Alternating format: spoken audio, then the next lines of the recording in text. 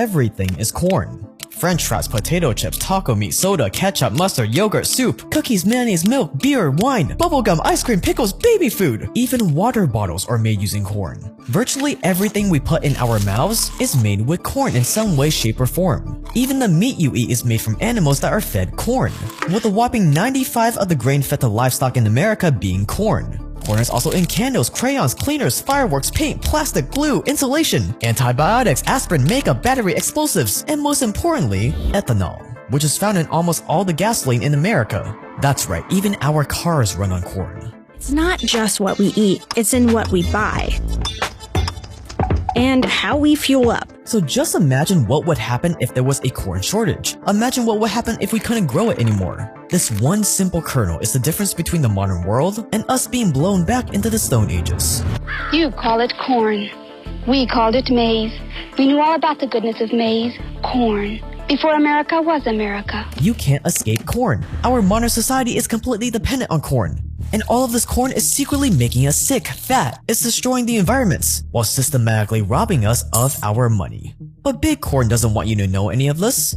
Why? Because money. They don't want you to know that the corn industry is worth $86 billion or $10 billion more than the tobacco industry. They don't want you to know that high fructose corn syrup is secretly making you fat, even though there's literally no reason to be using high fructose corn syrup over natural sugar. And they don't want you to know that corn is the most subsidized crop in America, which is a nice way of saying money is coming out of your pocket in the form of taxes and straight into the pockets of Big Corn. Big Corn has worked tirelessly over the last few decades to keep all of this under wraps, to keep the public secretly hooked on corn. And to understand just how calculating, just how cunning and terrifying Big Corn really is, we have to go all the way back to the beginning. Stay dangerous, subscribe for more, and this is the evil business of corn.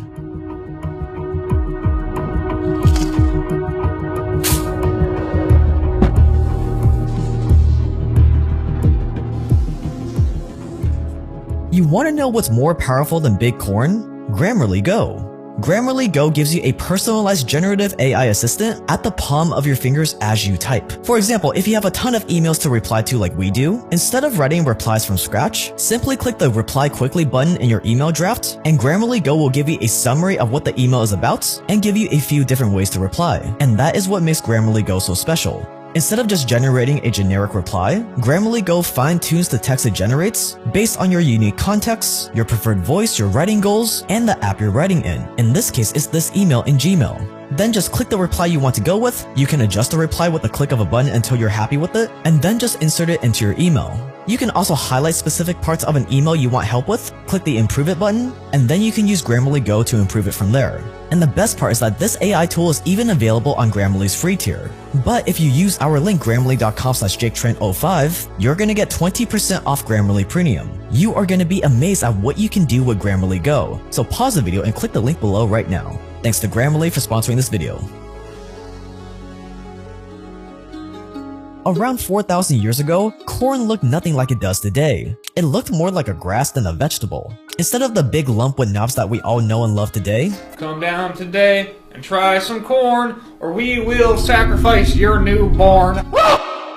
the stalks just had stems with super small cobs on them and kernels protected by a hard outer shell. This made ancient corn inedible. It was impossible to eat. So ancient Americans decided that they needed to do something about corn. So they started selectively breeding corn to weed out those negative traits while enhancing all the good stuff about it. And over time, the kernels would grow to be way bigger and way more tightly packed together.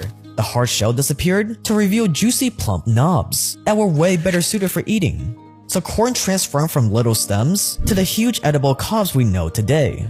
Modern-day corn is a human invention, and all of these modifications basically remove the plant's natural seed dispersal system, which meant that if you didn't purposely farm corn, modern-day corn would disappear, which would prove to be a problem today. Corn was America's first genetically modified crop, and over the next few thousand years, corn will work its way up to become a staple of the American diets. But we were nowhere near as corn crazy as we are today, but that would all change by the mid-1900s.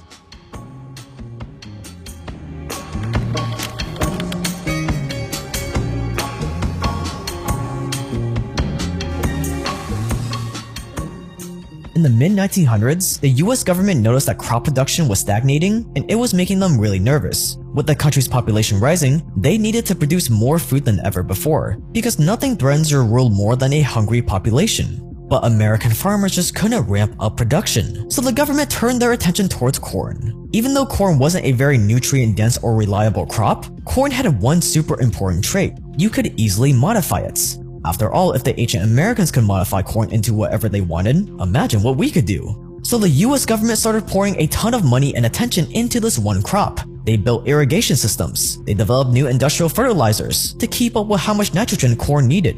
They started using tractors and other mechanical tools to help corn flourish even more. And like magic, corn production went through the roof. According to the USDA, the US is the largest consumer, producer, and exporter of corn in the world. Suddenly, the US had more corn than they knew what to do with, and running out of food was no longer a worry. So now the US was faced with the opposite problem. How do we make use of all this corn? The government knew that people just couldn't keep eating more and more corn on the cob, so they had to come up with new ways to integrate corn into society. They needed to diversify their corn portfolio. Corn is milled by either a wet or dry process, so it's transformed into syrups and starches that also end up as ingredients in other processed foods people eat every day. And because corn was subsidized by the government, it incentivized companies to come up with creative ways to turn the super cheap crop into expensive, high-margin products. And so, corn oil was invented, cornstarch was invented, corn meal, corn flour, corn cereal, and other stuff like ethanol and plastics. All these things came into being because of these government subsidies. So buy our cornflakes, you country cornflakes, you country cornflakes. Please buy our cornflakes, you country cornflakes. But the most important corn product to come out of this was a little sinister something called high fructose corn syrup. I see this very often, almost on a daily basis. 15 million children in the United States stepping on a scale with a weight considered obese. Teenagers, America's future, the number of kids with diabetes doubled in less than 20 years. Two studies out today that draw the same disturbing conclusion. Americans are not winning their battle against obesity. Concentrated sweetener, from corn, high fructose. Fructose is a sugar, corn syrup. It is a highly processed sweetener. In my view, just stimulates us to eat more. Just walk down the aisle of your grocery store, check out the ingredients on labels, and you'll see the same thing over and over. High fructose corn syrup is the first ingredient. It's in pancake syrup, cookies, ketchup, jelly, even cereal and soup.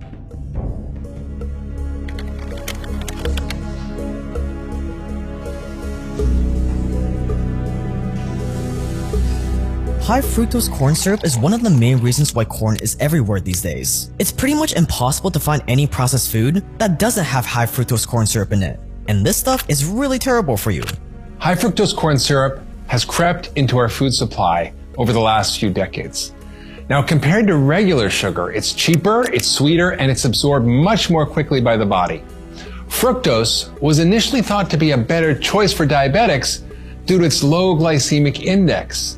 However, high fructose corn syrup and high fructose in the diet leads to insulin resistance, to obesity, to type 2 diabetes, and high blood pressure. But that begs the question, if corn syrup is so bad, why did food companies move away from cheap natural cane sugar to this expensive complex artificial sweetener made from corn out of all things? Why didn't they just stick with sugar? Well, it's because the business of sugar is very lucrative, and back in the 70s, Big Corn wanted in. During the 70s, corn had already infiltrated thousands of American products, but there was one last industry it hadn't conquered: sugars and sweeteners. If Big Corn could break in and take that over, they would make more money than ever before. But there was just one problem. Sugar was cheap and plentiful. It was imported from cheap foreign countries. So why would food manufacturers ever buy expensive corn syrup that was complicated to produce when they had an endless supply of cheap foreign sugar? So Big Corn got together and realized that there was only one real solution. If Big Corn couldn't beat sugar in a fair fight, they would have to play a little dirty. The CEO of agricultural giant Archer Daniels Midland had an idea. Andreas had a close relationship with President Ronald Reagan and began lobbying to create a quota on cane sugar imports, claiming that the measure was necessary to protect domestic sugar companies. It was the perfect cover story. Put American farmers first. You want to support our farmers now, don't you? So as soon as Reagan signed that law into place, the price of sugar skyrocketed. And so every food manufacturer from Coca-Cola to Cadbury to Nestle all started looking for a cheaper alternative. And what do you know? You conveniently had a cheaper alternative in the palm of your hand: high fructose corn syrup. And Big Food ate it up. Now that high fructose corn syrup was cheaper than sugar, or should I say now that sugar was more expensive than high fructose corn syrup, high fructose corn syrup started being used in everything, and America's diet would never be the same.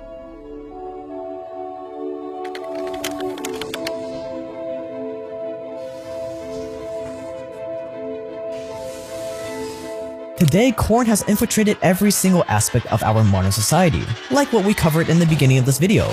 And because America and the rest of the world is reliant on corn, guess what? The government can't let big corn go under. One little blip in the corn supply chain and we're all going down. So needless to say, big corn has become too big to fail, which is why the corn industry gets more subsidies from the US government than any other crop. Corn is too important for farmers, the US economy, and world hunger to be left entirely to chance. So the government ensures the value through subsidies.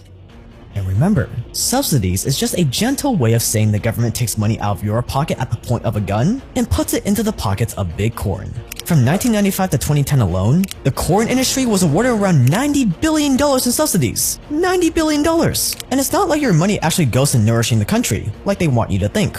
Nearly half of all the corn produced in the country goes right into ethanol, while the other half goes towards feeding livestock. Barely any corn actually goes to feeding people, and the portion that does goes into the most unhealthy junk food possible. Food that shouldn't even be allowed to be called food. And corn farming isn't any better. Growing corn takes a ridiculous amount of water, toxic corn fertilizer constantly washes off and pollutes America's rivers, lakes, and coastlines, corn fields destroy the natural biodiversity of the country, and growing corn is a major contributor to air pollution. According to Harvard, air pollution from corn production kills over 4,000 people per year and costs $39 billion in health problems every single year. Corn is a poison to our environments, it's a poison to our bodies because we never evolved to be eating corn in the first place, and it's a poison to our wallets. And yet, there's nothing we can do but bend over and let big corn have their way with us. But corn is just the tip of the iceberg. See, it's not just food that's toxic in America, but our water supply is also insanely disgusting as well. And it's not just fluoride that we're talking about here. Our tap water contains a whole cocktail of chemicals and pharmaceutical drugs that disrupt our hormones and causes diseases like cancer, obesity, birth defects, and lower IQ. And all of that goodness is flowing through your faucet right now. And even if you only drink bottled water, well, that could be even worse depending on the brand you're buying. And we expose it all along with our personal recommendations for what to do in our new video on our new channel Evil Food Supply that you can watch right now by clicking the card on the screen. We started this channel because health is not wealth, health is the only thing you've got. And big government and big food seem to be trying their damnedest to destroy your health. So click the card on the screen to watch now.